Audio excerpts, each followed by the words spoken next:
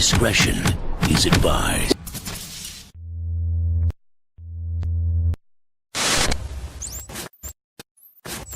High school brawl. Caught on video, now obtained by 10 on Your Side. We've been telling you 5 students from Perquimans High School are facing charges for the fight. And tonight, one of them is sharing his side of the story.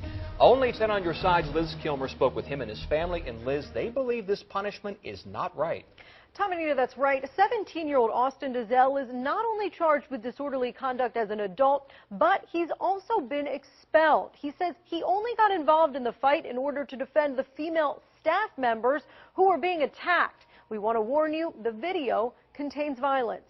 A chaotic brawl caught on camera shows students dueling in the halls of Perquimans High School. As staff members try to intervene, we see 17-year-old Austin Dazelle in this white t-shirt watching. They couldn't stop the fight, and it just kept getting worse and worse. And then I saw the female principal get hit, and when she got hit, I knew there was nothing that nobody could do about it. The video, sent to us by a source, shows Austin jump in before it cuts out. A second video picks up later. You see Dazelle struggling with a student. We understand as a whole, as a family, that fighting is not warranted in school. But the thing about it is he did not start the fight.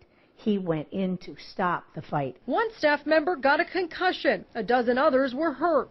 One teen faces an assault charge, while Austin and 3 others are charged with disorderly conduct, an outcome the family never expected. His mom says after the fight, an administrator assured her Austin was not in trouble. He said that Austin acted in a very chivalrous manner. I even had the teacher come up to me, and his only words to me was, "You're a good man." But then came, they say, a 10-day suspension that turned into expulsion.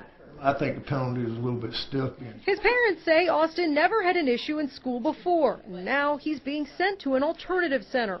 I think that the message that they're sending is to telling young people that are doing the right thing, that actually stand by and not do the right thing.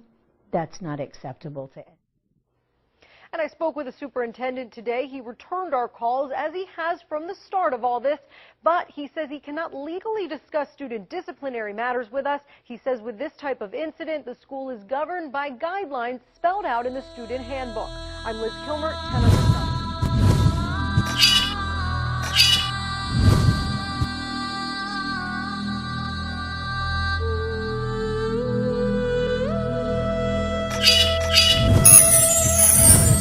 Intense interrogation of a teenager charged with murder. Her alleged weapon, a machete.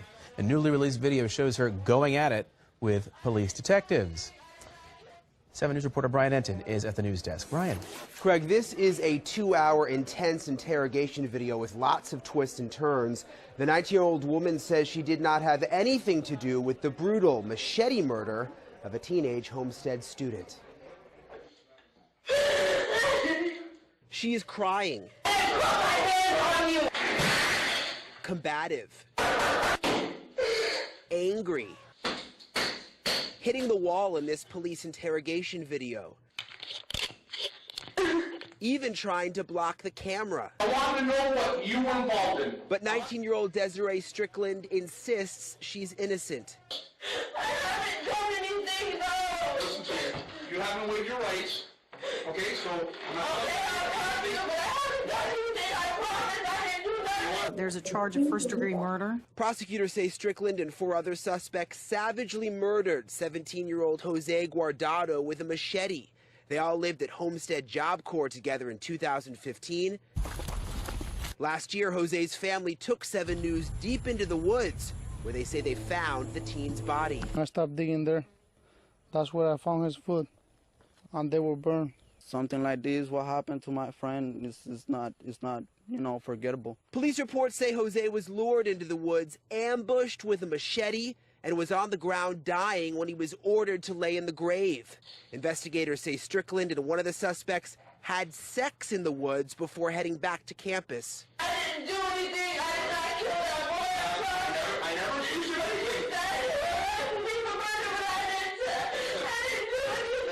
Cops say the group spent weeks planning Jose's death, but Strickland never confessed.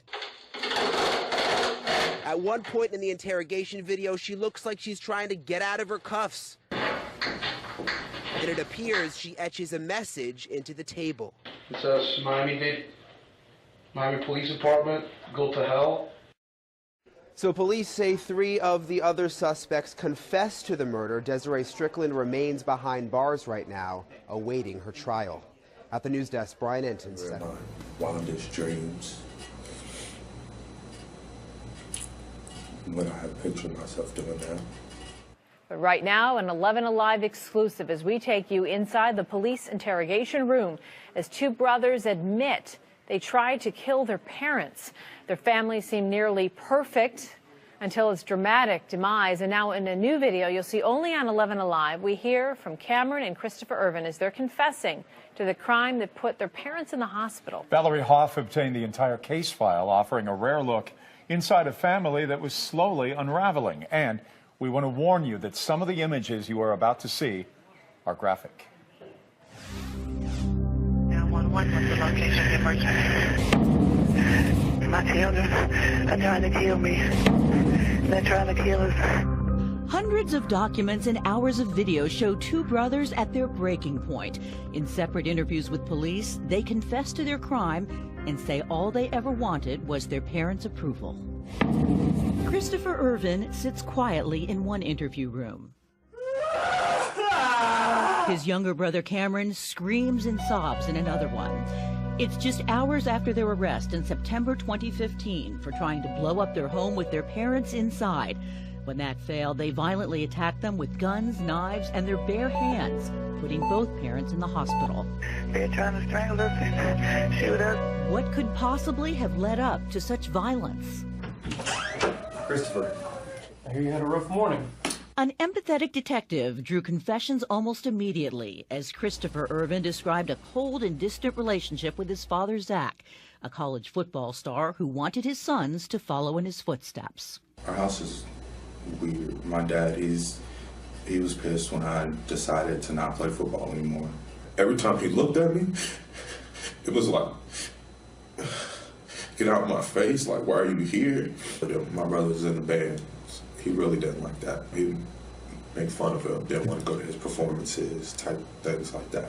We all live in the same house, but we won't see each other or talk to each other for days at a time. Like, my mom texted my brother that she was leaving to go out of town. But I was like, I can't do this anymore. I can't. Cameron, 17 at the time, describes a similar home life. I played football when I was younger. When I quit, he had he didn't want me to be the son anymore. I just always felt like I never belonged there.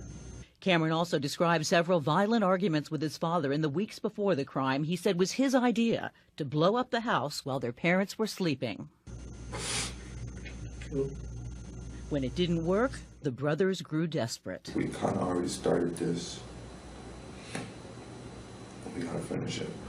The perfect family home, now a crime scene.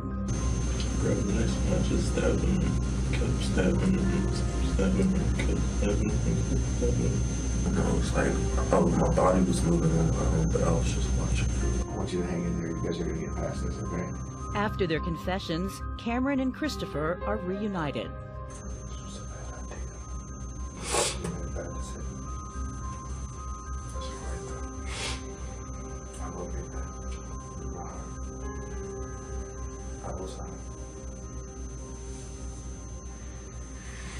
I know what I did. I don't think you're right. They're going to hate us forever and ever. Quite the opposite. Yvonne and Zach Irvin forgave their sons almost immediately. They spent the next year visiting them in jail and repairing their broken relationship. The brothers pleaded guilty to numerous charges and in court said anxiety, depression, and substance abuse contributed to their actions. The family says they are now closer than ever before. Cameron and Christopher will be eligible for parole in 2025. Having clean drinking water is essential for our health. So when a man with a foreign passport is discovered trespassing in a protected Chicago water plant, the FBI and Homeland Security are alerted. But questions remain like, how did he get in and where is he now? Here's CBS 2 investigator Brad Edwards. How did this man, with multiple mugshots, penetrate the South Side's highly fortified Eugene Sawyer water purification plant? Sharon Augustine Cops say had a duffel bag. In it, his passport from Pakistan. He was charged with trespassing, then vanished. Our water supply isn't vigorously protected. We as a society could have real trouble. Richard Schack, former CPD brass, launched the criminal justice program at National Louis University.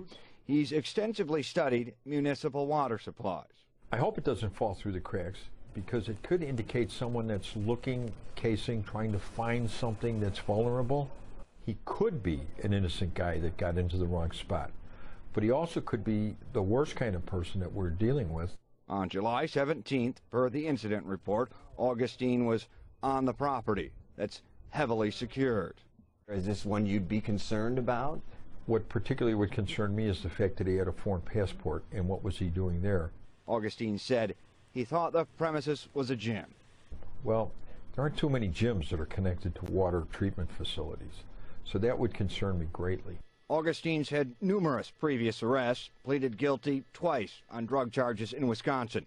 Then Palatine 2015. Augustine was charged after police stopped him with an axe in the waistband of his pants and in his gym bag again, duct tape, an expandable baton, and more. He spent 10 days in jail for that. When Augustine made his way into the water plant premises, the FBI Joint Terrorism Task Force and Homeland Security were notified. Yet Augustine was released on his own recognizance and then no-showed his court date. We went looking for him. He listed an address here in Palatine.